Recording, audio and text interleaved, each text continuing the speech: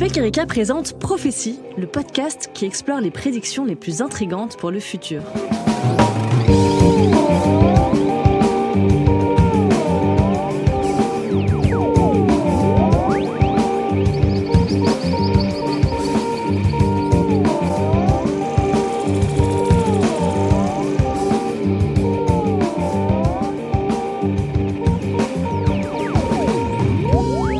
Salut à toutes et à tous et bienvenue dans ce nouvel épisode de Prophétie. Je suis Mathilde Simon, rédactrice en chef web de la rédaction d'Uzbek Erika et cette semaine, on s'attaque à une prophétie plutôt glaciale. Avons-nous vraiment une date limite pour sauver le climat ? Horloge climatique par-ci, objectif 2030 par-là, plus 1,5 degrés Celsius à tous les étages, l'idée selon laquelle il nous reste 3 ans pour agir est dans toutes les bouches écologistes, et ce, en particulier depuis que le GIEC a écrit dans son rapport de 2022 que les émissions devraient atteindre un pic entre 2020 et au plus tard, avant 2025, dans les trajectoires modélisées à l'échelle mondiale qui limitent à 1,5 degrés Celsius.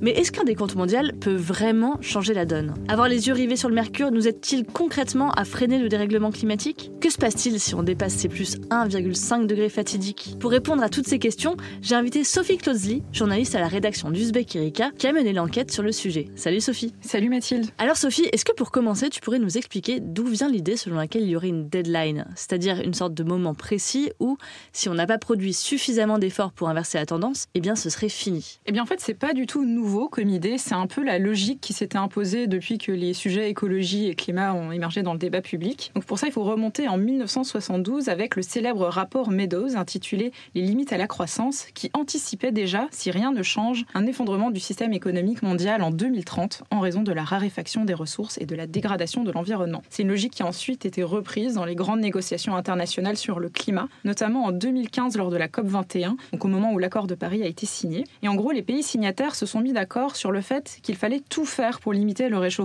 global à plus 2 degrés au-dessus des niveaux pré-industriels et dans la mesure du possible à plus 1,5 degrés. Là, on est déjà à plus de 1,3 degrés de réchauffement, donc on n'y est pas encore, mais on en voit déjà des conséquences très graves. Je te fais pas un dessin parce que ça commence malheureusement à devenir habituel dans les actualités, mais entre les vagues de chaleur extrêmes, les inondations, les sécheresses, on sent déjà que le système climatique est mal en point et franchir le seuil des 1,5 degrés, ça paraît peut-être pas grand-chose dans l'absolu, mais les impacts risquent vraiment d'être beaucoup plus importants encore.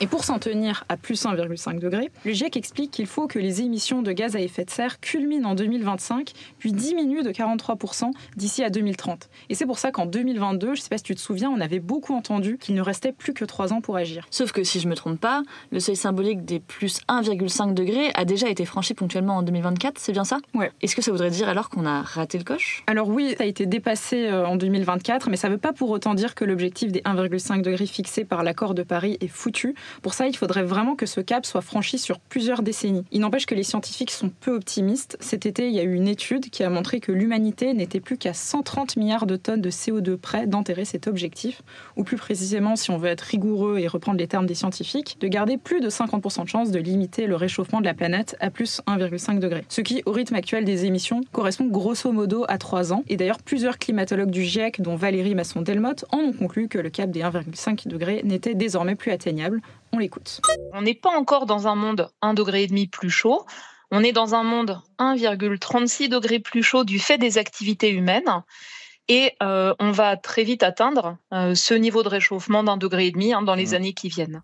Aïe, donc ça veut dire que ça y est, Sophie, dans 3 ans, c'est l'apocalypse ? Alors non, bien sûr, c'est pas un truc qui va nous tomber dessus tout d'un coup dès qu'on aura franchi la limite fatidique des 1,5 degrés. Bien sûr, ce serait une très mauvaise nouvelle et certaines régions du monde seraient bien plus impactées que d'autres, comme c'est déjà le cas aujourd'hui.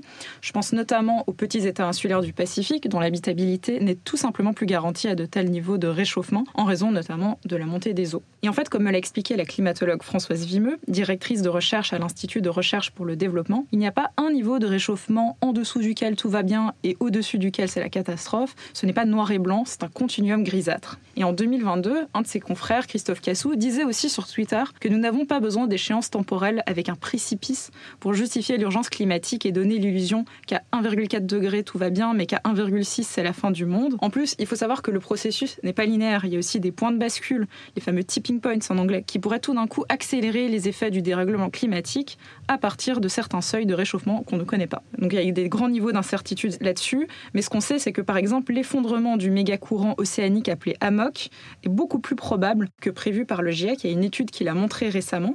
Alors ça risque en toute vraisemblance d'arriver plutôt au siècle prochain, mais les effets seraient vraiment catastrophiques. Les chercheurs anticipent notamment, et ça peut sembler contre-intuitif dans le cadre du réchauffement climatique, un gros coup de froid en Europe de l'Ouest avec des températures qui pourraient aller jusqu'à moins 30 degrés. Un peu comme dans le film Le jour d'après, où l'arrêt du Gulf Stream, qui fait en fait partie de l'AMOC, engendre toute une série de catastrophes climatiques extrêmes aux États-Unis. Les climatologues sont incapables d'expliquer les causes de ces intempéries, ni leur soudaineté. Suite à des inondations catastrophiques et à des chutes brutales de température. Le Mexique a fermé sa frontière. Mais alors, si ces échéances temporelles sont trompeuses, pourquoi cette omniprésence des dates couperets et des grandes horloges climatiques, Sophie ? Bon, alors c'est vrai que ça correspond à des réalités scientifiques, mais c'est surtout que ça paraît efficace d'un point de vue rhétorique. En fait, ça exprime bien l'urgence qu'il y a à agir et vite. Et d'ailleurs, beaucoup de collectifs écolos avaient adopté cette logique du compte à rebours pour faire pression sur les dirigeants. Je pense notamment à Dernière Rénovation, qui s'était emparée de la deadline du GIEC en 2022, qui disait donc qu'on avait 3 ans pour réduire sérieusement les émissions de gaz à effet de serre. Et à l'époque, les militants avaient fait pas mal de happenings médiatiques en interrompant de grands événements comme Roland-Garros et la cérémonie des Césars pour rappeler le nombre de jours impartis. Par exemple, on a encore 1028 jours. Il y a aussi la Climate Clock, donc horloge climatique en français, qui a été installée dans plusieurs grandes villes comme New York et Séoul à partir de 2020 et qui affichait le temps qu'il nous reste avant de dépasser le seuil des plus 1,5 degrés. Bref, toute cette idée de deadline a donné lieu à des mises en scène assez spectaculaires. Et est-ce qu'on sait l'effet que produit cette deadline sur les esprits ? Est-ce que c'est plutôt mobilisateur ou bien est-ce que cette épée de Damoclès climatique produit finalement une forme de tétanie ? Eh bien, le problème avec une deadline, c'est que quand on ne l'a pas respectée, on peut se dire qu'il est trop tard pour agir et que de toute façon, c'est fichu. Et comme les deadlines climatiques ne sont jamais respectées, ou en tout cas jusqu'ici, eh bien effectivement, il y a de quoi se décourager. Je te donne un exemple parmi d'autres qui pourrait alimenter un sentiment de défaite.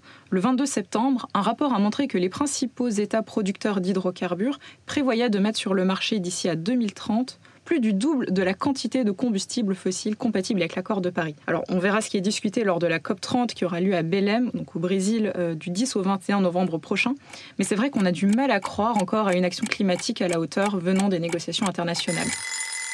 Et ce qui est embêtant avec l'argument consistant à dire qu'il est trop tard, c'est qu'il permet parfois aussi de justifier l'inaction. En gros, à quoi bon faire des efforts si de toute façon on va dans le mur ? C'est une attitude qu'on peut qualifier de climato-fataliste. En anglais, on parle aussi de doomer. Et on le voit sur les réseaux sociaux, il y a toute une mode autour de ce qu'on appelle le porno apocalyptique, dont les contenus annoncent l'arrivée très prochaine de la fin du monde. Dans leur livre Science Under Siege, paru en septembre, qu'on pourrait traduire par La science assiégée, les chercheurs Michael Mann et Peter Hotez expliquent que cette rhétorique arrange au fond plutôt bien les entreprises polluantes et autres pétro-États qui ne souhaitent rien de plus, je cite, « que nous acceptions l'inéluctabilité supposée d'un avenir basé sur les énergies fossiles ».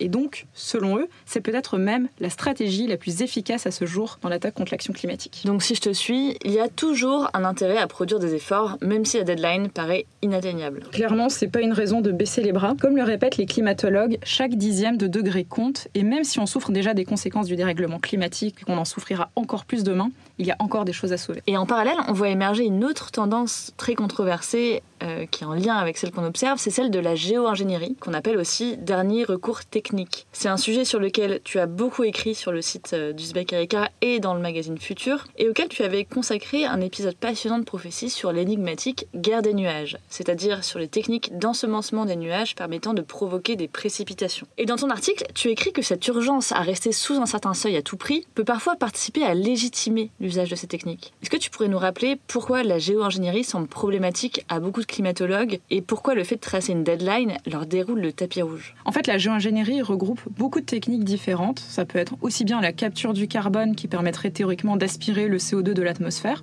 mais qui est encore loin d'avoir fait ses preuves, que la géo-ingénierie solaire qui consiste à diffuser des particules dans l'atmosphère permettant de réfléchir et donc de bloquer les rayons du soleil pour refroidir la Terre. Et ça peut avoir un certain nombre de risques graves.